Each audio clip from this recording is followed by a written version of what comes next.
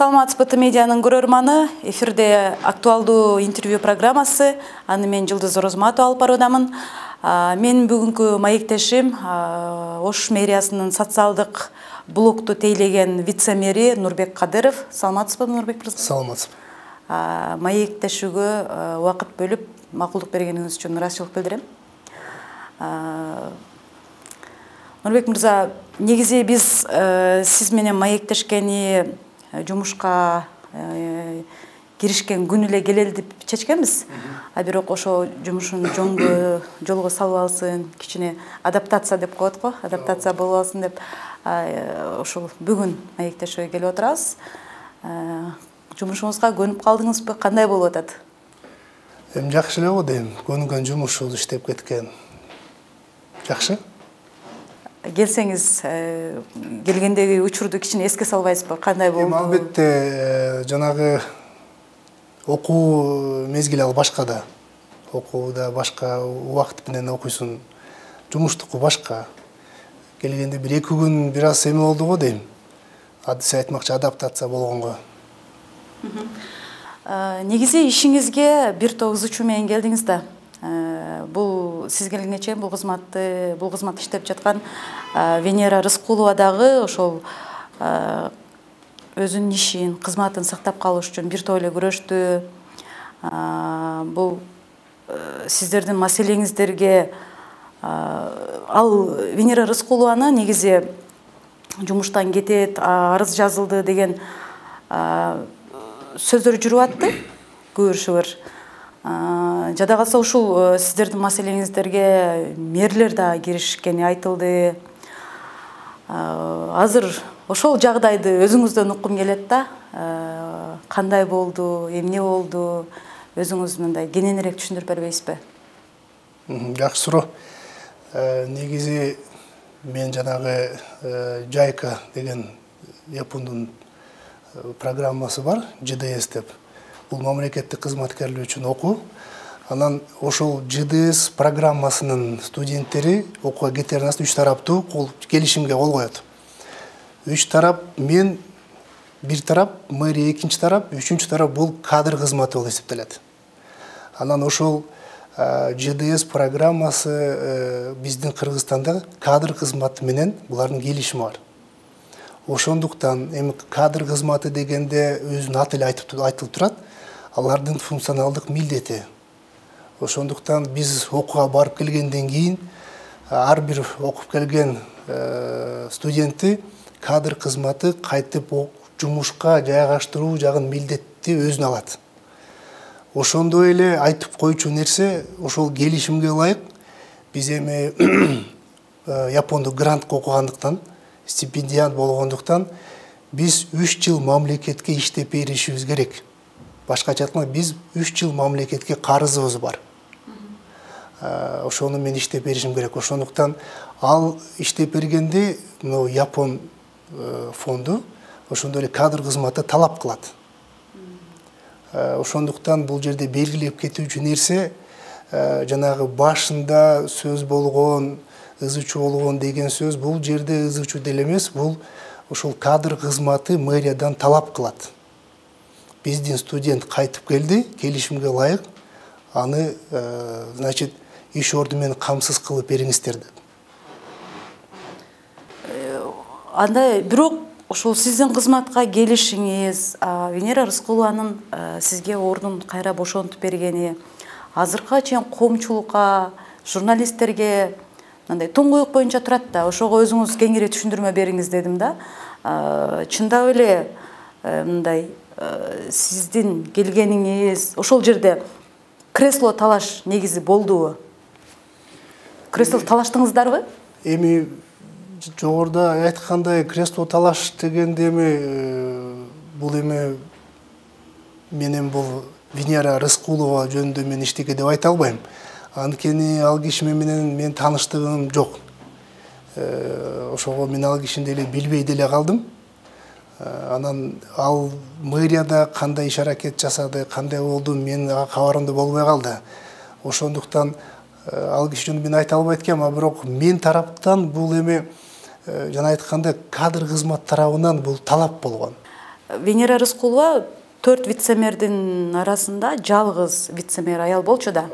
Эсиңизде, сиз деле эми Алмаз Мамбетов жаңы мэрлик кызматка келгенде журналисттерге маек берип жатып, мэрияда ошол вице-мэрлик кызматта бир да аял киши жок экенине таң калдым деп айткан жайы бар да. Анан ошонун негизинде ошо социалдык блокто аял киши болуш керек деп Рыскулованы дайындаган. Негизи сиз аялдардын ошол кызматтарга аз барганына дейбизби, теңсиздикке кандай карайсыз? Сиз берген суроодо интернетте да мен окудум, талкуу болду. Бирок мындай жери бар, Кыргыз Республикасында жалпы гендердик теңчилик деп сакталыш керек деп жалпы айтылат. Мен так санын аз айта албайм, бирок бүгүнкү күнү мэриянын жалпы аппаратында гендердик теңчилик сакталган. Жада калса кыздардын саны көбүрөөк болуш керек. Бирок ошол эле убакытта жетекчиликте же болбосо жетекчиликтин орун басарларынын арасында аял киши болуш керек деген жер эч жерде жазылган эмес. Бул бир гана жазылган жер бар. Ал жогорку кеңештин төрагасынын орун басарынын бирөөсү аял киши болуш керек деген алардын регламентте жазуу жери бар.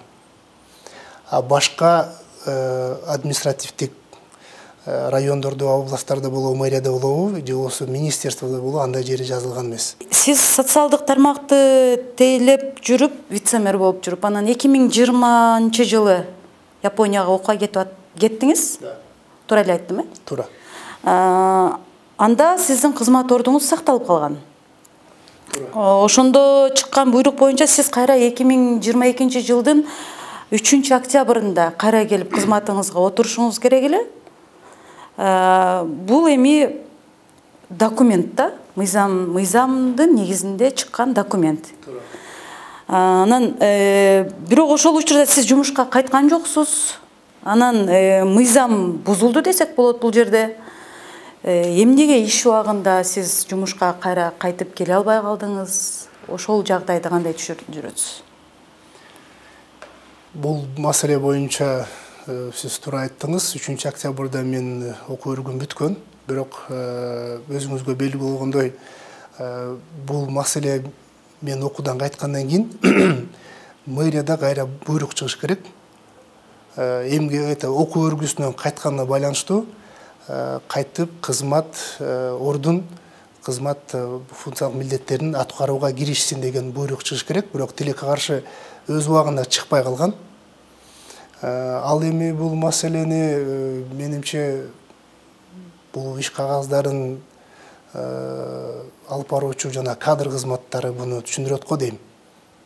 Сиз өзүңүз деле ошого кызыктар болуп сурап көрдүңүзбү? Эмнеге буйрук чыкпай калганына, неге мен ошол келе турган күнүмдө кайра ордумда отура албай атам деп эми кызматыңызга кайтып келишиңиз керек да. Себеби мыйзамды бузасыз антпесеңиз, Эми мыйзам бул жерде ким тараптан бузулган? Биринчи ошол жакта каралыш керек. Анткени буйрук чыгаруучу тараптан бузулдубу же буйрук аткаруучу? Эгерде буйрук чыгып туруп мен жумушка чыкпай калсам, анда буйрук аткаруучу тарабынан мыйзам бузулган деп эсептелинсе болот. Убагында буйрук чыкпай калгандыгына байланыштуу мен жумушка чыкканда уже кантип чыгасың? Ошондо мыйзамды ким бузуп калды?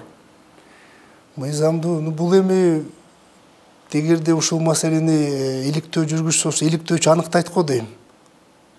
Сиздин жеке оюңузда мыйзамды сиз өзүм бузбадым деп атасыз. Мен буйрук убагында чыкпай калды деп атасыз. Ошондо мэриядан кат ачылып кетип атабы, кандай болду? Балким ошондой болуп калат го. Эми мындай ачыктап келгениңизде ал жакты күнөөлөп атасыз да сиз азыр, Жок, мен күнөөлөгөн жокмун. Мен сиздин сурооңузга жооп берип атам. Буйруктун чыкпай калышына сиз өзүңүз деле кызыктар болуп көрдүңүзбү? Сурадыңызбы? Сурадым. Бул жерде значит, буга чейинки иштеп келген мэр Алмаз Мамбетов негизи ошол убагында мен эмгек өргүм бүткөн. Анан ошол убакта чыгыш керек болчу, бирок тили каршы чыкпай калды. Анан ал киши менен мен биринчи жолукканда ал киши суранган. Бул Венера Рыскулова көп жылдан бери мамлекеттик кызматта иштеп келеткен. Анан эми ал киши дагы бул жактан башка жакка которулуп кетсин, бир аз убакыт берсеңер, биз ошону которуп, анан сизди кайра жумушка алып келели деген маселе болгондо мен туура түшүнгөм. Анткени көп убакыттан бери мамлекеттик кызматта иштеген кишини мэр сурангандан кийин анан мен деле макул деп эме алгам, бирок эми өзүңөр көрдүңөр, убакыт көпкө чозулуп кетти.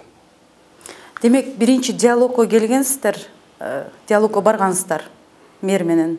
Андан кийин бирок айтылган нерсе болбой калды. Түшүнүктүү. Мурда сиз вице-мэр болуп турганыңызда шаардык кеңештин депутаттары ошол учурдагы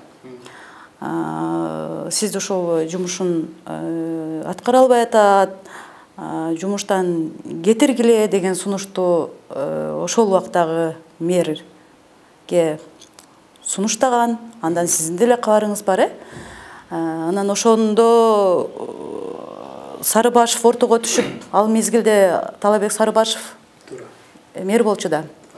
Ал киши ортого түшүп, убакыт бергиле, жөнгө салат, оңдойт катачылыкты деген мындай кандай ушундай бир көпүрө түзгөн десек болот да.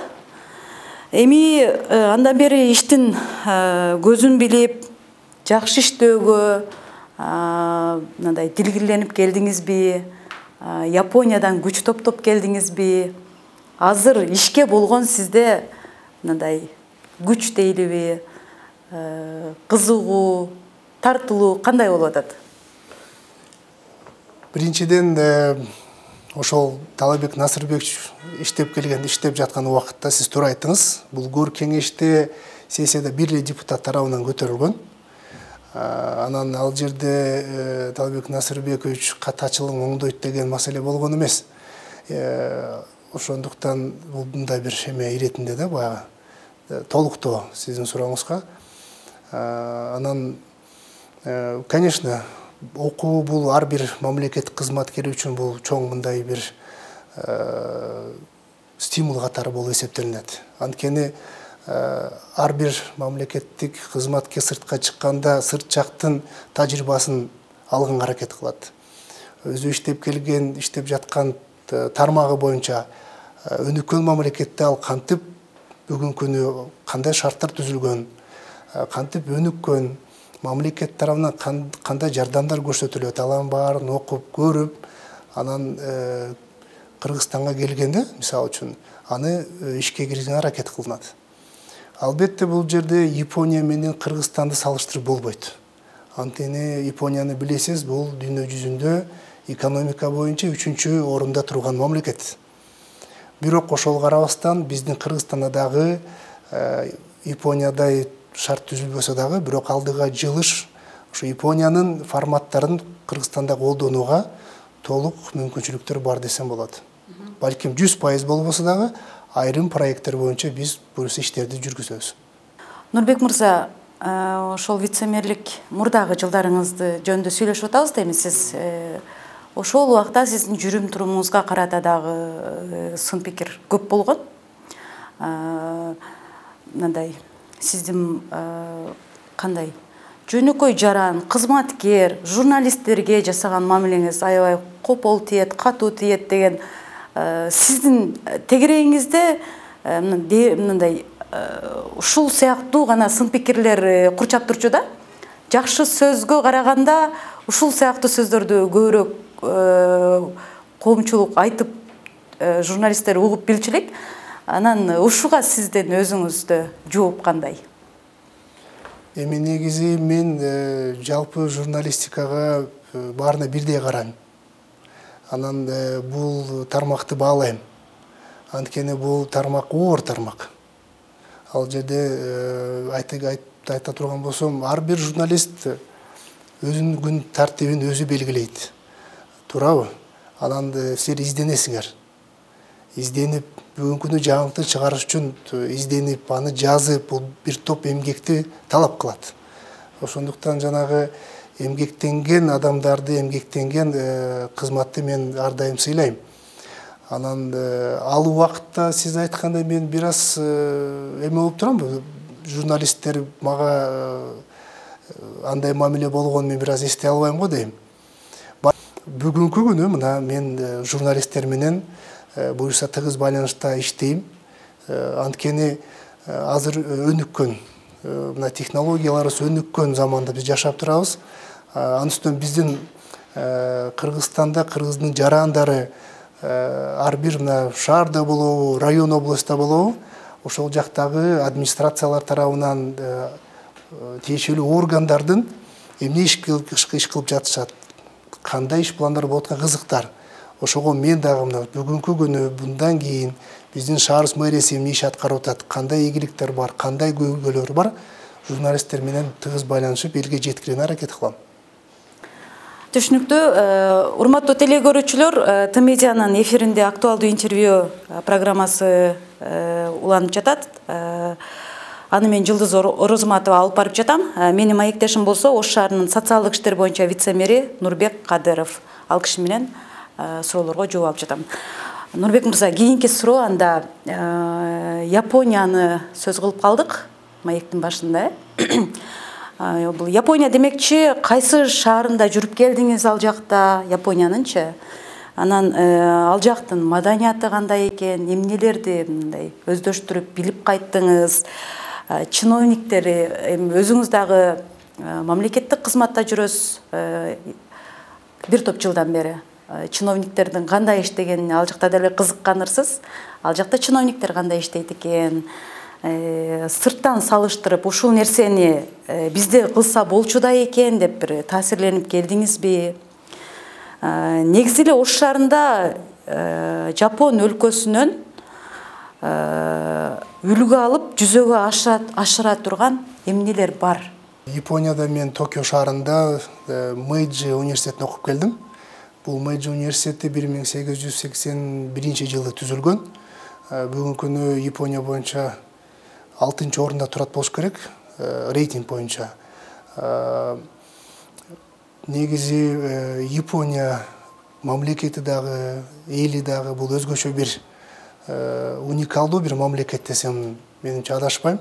Сиз иш боюнча айтып кеттиңиз, мамлекеттик кызматкер эмес, деги эле жалпы япондор ишке болгон маданияттуулугу бул өзгөчө.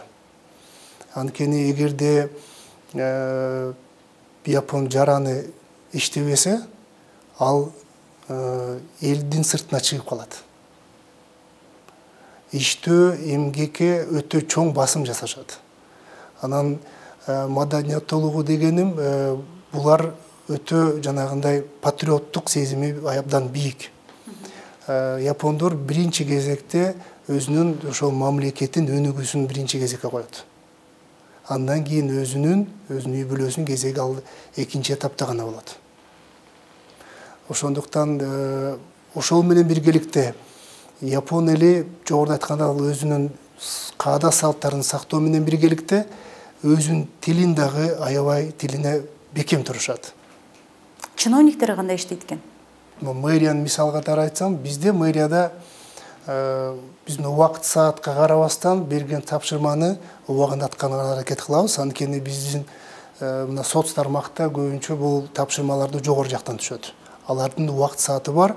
Кээде биз мына кээде эмес, негизи күндө эле мына 6га чейин болсо 6дан көбүрөөк иштеп коебуз, иштейбиз. Япондор дагы ушундай. Япондордо тапшырма берилет, мисалы үчүн. Ал тапшырманы ошол убакытта аткарыш керек. Ал 24 саат иштейби, 12 саат иштейби, айтор жанагы 8 сааттык убакытка карабайт. Башкача айтканда, ар бир япон өзүнүн ишине, өзүнүн кызматына бекем турат дагы, жүрөгү менен аракет кылып иштейт. Эмнесинен таасирленип келдиңиз? Бизде кылса болчу да экен деп. Биринчиден, мына өзүңөр билесиңер, соц тармак бул идеология, бизде идеологияны жүргүзүү биздин биринчи максатыбыз болуп эсептелинет.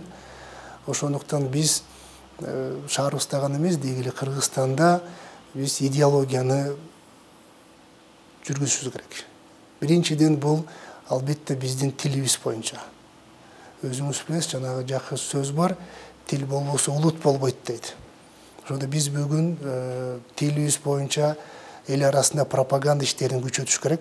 Жапон өлкөсүнөн үлгү алып дейбизби? Ош шаарында ишке ашыра турган кайсы бир долбоорлорду же кадимкидей эле бир көнүмүш адаттарды, ушул нерсени Ош шаарында өздөштүрсө болот деп бир нерсени ойлоп же болбосо пландадыңызбы? Эмнени ишке ашырса болот? Мен окуган университетте мен илимий изилдөө тема бул социалдык тармакка байланыштуу болгон. Ошондуктан мен бул көбүнчө социалдык тармакка байланыштуу проекттер менен иштеген аракет кылам. Мисалы үчүн бир бөлүгү бул мүмкүнчүлүгү чектелген жарандар боюнча изилдөө жүргүздүм. Алардын Японияда аларга болгон шарты, аларга болгон мамилеси өтө жогору турат. Мына биз дагы Кыргызстанда, ошо Ош шаарында ошол мүмкүнчүлүгү чектелген жарандарга мамилебизди биз өзгөртүшүбүз керек. Мен жаман деген сөздөн алысмын, бирок биз бир этапта турбай биз алдыга жылган аракет кылышыбыз керек. Ошондуктан бул бир гана мамлекет тарабынан мамиле гана эмес, бул жалпы коомчулук тараптан ошол мүмкүнчүлүгү чектелген жарандарга мамилени өзгөртүү. Ошол менен биргеликте албетте бул шарттарды түзүп берүү, жанагы бул шарттар дегенде жанагы финансы, материалдык жардамдары да бар. Ошондой эле сабакка тартылуусу алардын. Сабакка тартуу, спорттук иш-чараларга тартуу, айтор бир топ, мына кайсы тармак болбосун, ар бир тармакка биз биргеликте алар менен иштешсек болот. Ошондой эле жумуш маселеси боюнча дагы жумуш маселесине тартуу, анткени мыйзам боюнча 20 адамдан көп мекемедин 5% бул мүмкүнчүлүгү чектелген жаран болуш керек албетте. Мына ошол мыйзам дагы сакталып, негизи иштейт, бирок 100% иштейт дегенден мен алысмын. Ошол сыяктуу иштерди биз алга жүргүзүшүбүз керек. Ал жактан ошол азыркы айтып аткан нерсени көрүп, өздөштүрүп, билип кайткандан кийин Кыргызстанда, анын ичинде Ош шаарында ошол тармакта мүмкүнчүлүгү чектелгендерге мамиледе мындай бир кемчиликтер бар экенин байкадыңыздар көп эле. Эми ушул жаатта дагы алдыда пландар болобу? Албетте, илимий изилдөө жүргүзгөндө жанагы мындай анализ жүргүзөсүн да. Кыргызстандагы бүгүнкү Ош шаарында абалы кандай, ошол маселе Япониядагы абалы кандай.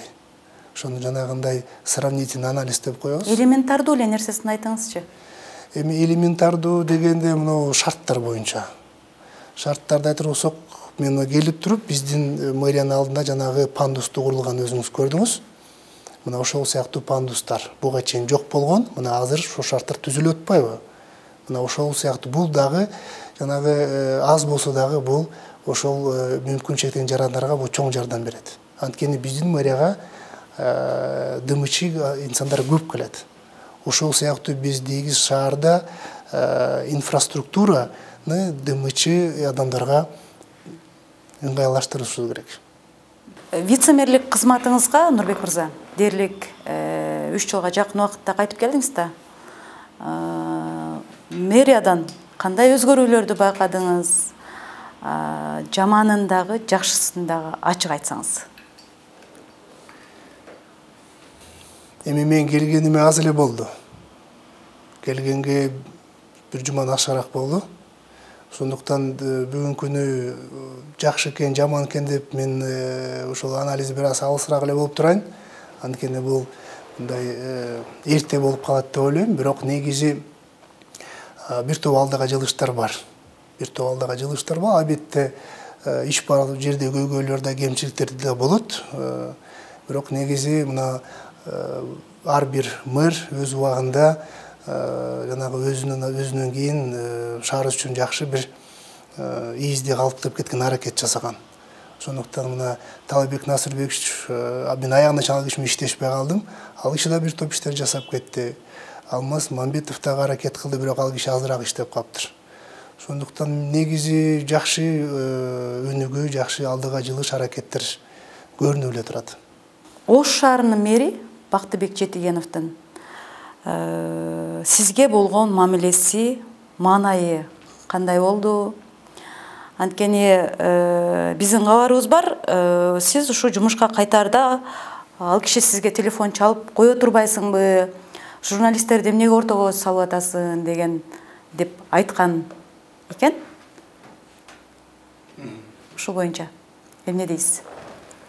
Негизи Бакытбек Жеңишбекович боюнча айта турган болсом, биринчиден биринчи күндөн баштап жалпы мына жыйында дагы орун басарлар менен дагы ал кишинин ишке болгон мамилеси байкалып турат. Анын бир гана талабы бул ар бир орун басар, ар бир кызматкер өз милдеттерин так аткаруу. Биринчи күн келген күндөн баштап бизден пландарды сурап, ар бир орун басар алдыга пландарды кандай коюлуп атат.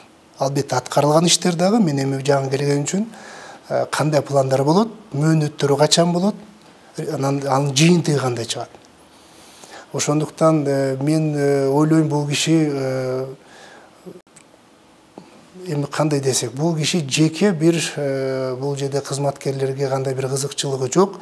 Кызыкчылыгы жалгыз гана бул кызматкерлерин өз милдетин так аткаруусунда экен. Ошондуктан бүгүнкү күнү мага болгон мамилеси дагы ошо башка кызматкерлер менен бирдей эле, андай кемчилик же өзгөчөлүгү жок. Алдыга болгон максаттарды талап кылып, ошону аткаруу максаттарды талап, жыйынтыктарын талап кылып атат. Ошондой диалогдон кийин сизге жакшы эле мамиле кылдыбы? Да, эми ал жерде эми өзүңөр билесиңер. Мен жана жогорудагы айтып өттүм, өйдө ылдый сиз чалбар дебедиңизби? Ал эми биздин жанагы кадр кызматкери, кызмат мекемеси жалгыз гана жанагы келишимдин аткарылышы боюнча маалыматтарды сурап байланышкан. Ошол маселе гана болгон. Анан экинчиси бул интернет тармакта чыккан талкуулар боюнча биз телефондо сүйлөшкөнбүз, бирок ошол убакытта мен грипп болуп ооруп жатканына байланыштуу мен массалык маалымат каражаттары менен байланышканга туура болбой калды. Сиздин маселеңизди ошол учурда баягы кызматка кайтуу дейбизби, кайра келгени жаткан оюңузду көбүнчө ошол айрым адамдар аркылуу гана жетип атты да. Мындай сиз азыр өзүңүз белгилеп өткөндөй, өзүңүз мындай журналисттерге барып, мен ушундай мыйзамдуу жумушума келишим керек болчу деп, мындай пикириңизди ачык айтып биринчиден чыкпадыңыз. Коомчулукта журналисттердеги туңгуй койдун дагы бир себеби ушулдур. Балким бул жерде башта айткандай кызмат талаш, кресло талаш болуп аткан окшойт. Кийлигишүүлөр, жогору жактан чалуулар, бул жактан, ал жактан чалуулар болуп аткан окшойт деген ойдо калышты да.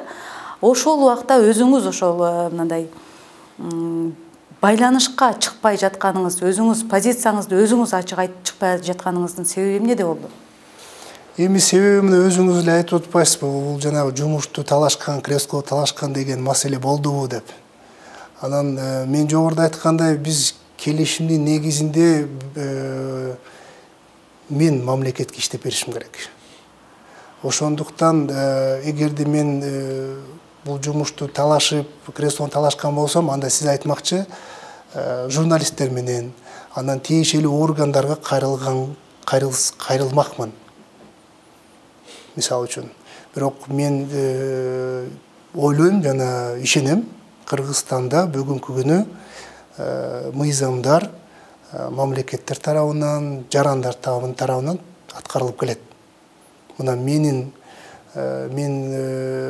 как мисал катары, да, бир убагында болбой калса дагы, мына биз ошо мыйзамда жазылгандай мен кайра жумушума келип, бул ошол келишимди аткарып жаткан кезим. Шаардык кеңештин 15 февралда жыйынына сиз деле катыштыңыз да. Ошол жерде айрым депутаттар мэрдин кеңешчиси вице-мэрлердин ишине таасир этип жатат деген пикирди айтты. Айтылды, сиз балким укпай калдыңызбы? Анан 4 вице-мэрдин бири сизсиз да. Социалдык блокту тейлеп атасыз азыр. Чындап эле ошондой болуп атабы? Жок, андай көрүнүш жок. Ал ким айтканын мен балким укпай калып турмун. Бирок кеңешчи буга чейин да болуп келген. Кеңешчинин бул мэрге гана айрым маселе боюнча кеңешин берүү функционалдык милдеттери жазылган. Анан сиз айткандай вице-мэрлерге кеңеш берип, тапшырма берет деген жок, андай маселе жок. Сиздерге кирбейт, сиздерге бир нерсени суранбайт, же болбосо талап койбойт? Жок, андай жок. Анткени биз жалгыз гана мэр менен гана иштешебиз, мэрдин тапшырмасын гана аткарабыз. Анда соңку суроом болсун. Эми бул жумушту кантип илгерилетип, иштеп кетейин деген пландарыңыз, ой максаттарыңыз бар? Өз милдетимдиби же кызматымды? Тармакты, социалдык блокту. Биринчиден мен жумушка чыккандан баштап бир жумадан ашык убакыт өттү. Мен бүгүнкү күнү азыр шаарыбыздагы буга чейин аткарылган иштер менен таанышып келдим. Андан соң бүгүнкү күнү кайсы көйгөйлүү маселелерибиз бар. Кайсы көйгөйлүү маселелерге биз тез арада тиешелүү иш-чараларды көрүш керек, тиешелүү тапшырмаларды бериш керек. Мен ошол тармакта отурам. Өзүңөр билүүнү, мына кечээ күнү биз биринчиден зордук, зомбулук боюнча биз чыйындар өтүп тапшырмаларды бердик. Кечээ күнү мына синтетикалык банги заттар боюнча биз дагы жыйнап тез аранын ичинде ыкчам жанагы тапшырмалар берип, анан ыкчам аракеттер жасоо боюнча тапшырмалар берип атабыз. Эми биз бул тараптарды биз колго алып жумушту баштасак, андан соң проекттер бар, долбоорлорубуз бар. Мен ошо Японияда окуп келген, алып келген. Ошол долбоорлордун үстүндө иштейм. Рахмат анда сизге убактыңызды бөлгөнүңүзгө, биздин суроолорубузга жооп берүүгө аракет кылганыңызга. Рахмат. Сизге чоң рахмат. Урматтуу телекөрүүчүлөр, сиздер ТМедианын эфиринде актуалдуу интервью программасын көрдүңүздөр. Менин бүгүнкү маектешим Ош шаарынын социалдык блогун тейлеген вице-мэр Нурбек Кадыров болду. Кийинки эфирлер аркылуу жолугушканча аман туруңуздар.